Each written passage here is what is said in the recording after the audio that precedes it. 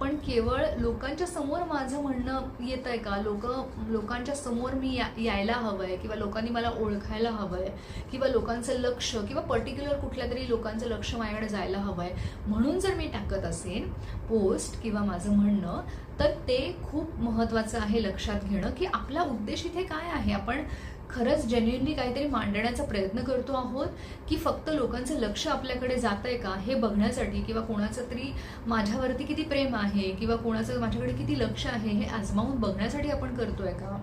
हे खूप महत्त्वाचं आहे. काही जण स्टेटस जे ठेवतात ते पर्टिक्युलर लोकांसाठी ठेवतात किंवा त्यांनी बघावं किंवा त्यांना काहीतरी एक मेसेज इनडायरेक्टली द्यावा ह्याच्यासाठी ते स्टेटस ठेवतात. आता इथे डायरेक्ट कम्युनिकेशन करता येत नाही किंवा डायरेक्ट कम्युनिकेशन करण्याची हिंमत नसते म्हणून मग अशा प्रकारचे जे काही गोष्टी आहेत ते केल्या जातात.